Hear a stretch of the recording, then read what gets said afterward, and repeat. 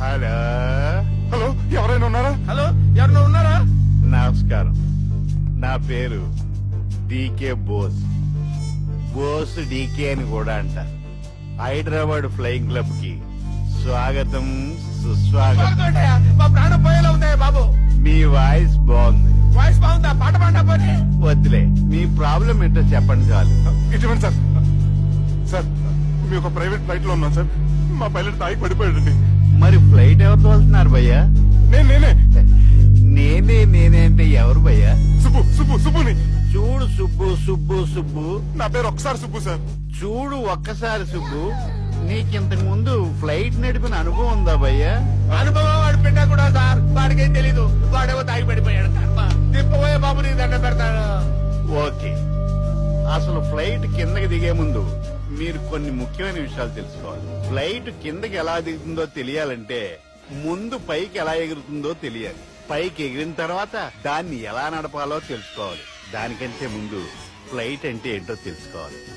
సహజంగా ఈ private flight బరువు 20 టన్నుల 300 గ్రాములు.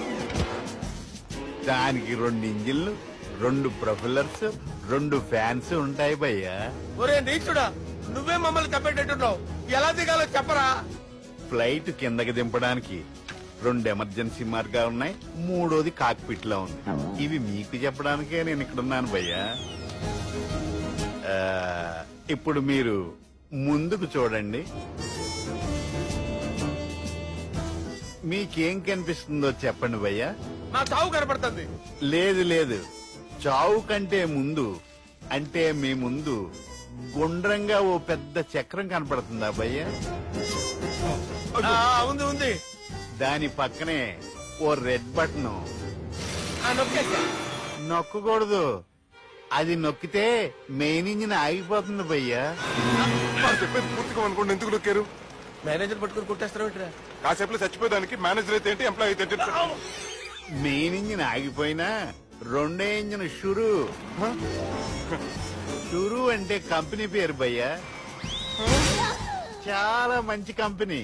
కానీ ఎప్పుడు పనిచేస్తుందో ఎప్పుడు ఆగిపోతుందో ఆ కంపెనీ వాడు కూడా గ్యారంటీ ఇవ్వలేదు. మేము మాత్రం పౌడర్ గ్యారంటీ. సార్ అది చూడండి సార్, హోర్డింగ్.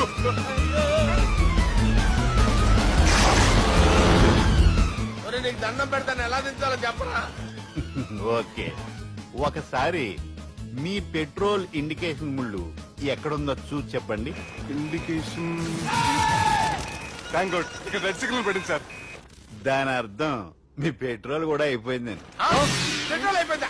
ఏంట్రా పెట్రోల్ అయిపోయినప్పుడు చూసుకోవాలి కదా. ఏంటి సార్ ఎంప్లాయ్ కొడుతున్నారు? ఎంప్లాయీ తొక్కలేదు. 5 నిమిషాల్లో చచ్చిపోతుంటే మీరు ఉన్నాను సార్. మీరు ఇప్పుడు ఏం చేయాలి సార్? ఇప్పుడు మీరు ఏ దిక్కులో ఉన్నారు భయ్యా? ఏ దిక్కు లేకుండా ఉన్నాం.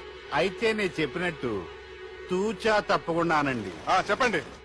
ఓ భగవంతుడా, ఓ భగవంతుడా, నమో వెంకటేశ, నమో వెంకటేశ. మేము ఏ పాపం అన్నా చేస్తే మమ్మల్ని మంచి మనసుతో క్షమింపు. మేమే పాపమైనా చేస్తే మమ్మల్ని మంచి మనసుతో క్షమించు. మమ్మల్ని దయతో నీ దగ్గరికి తీసుకుని వెళ్ళి మమ్మల్ని దయతో నో, మీ చావు, మీ చావు. చూడండి భయ్యా, మీరు ఒప్పుకున్నా ఒప్పుకోకపోయినా అందరూ ఎప్పుడో ఒకప్పుడు చనిపోవలసిన వాళ్ళమే. ఎందుకంటే చావు అనేది ఒక నిజం. దాని నుంచి ఎవ్వరూ తప్పించుకోలేరు. ఇది నేను చెప్పడం లేదు, ఎన్నో పురాణాలు ప్రకటించాయి. చావు అనేది స్టెప్ బై స్టెప్ ఎలా దగ్గరికి వస్తుందో మనుషులు తెలుసుకోలేరు. సడన్ గా వచ్చేస్తుంది.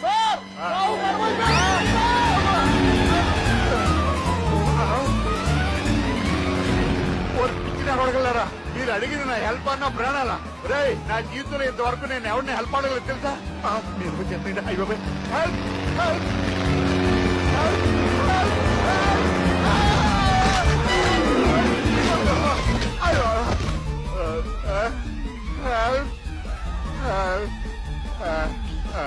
సార్ వచ్చేసాం. గట్టిగా పట్టుకోండి.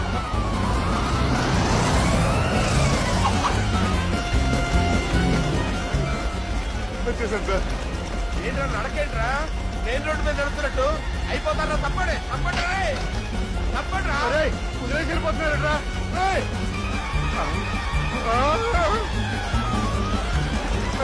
ఆ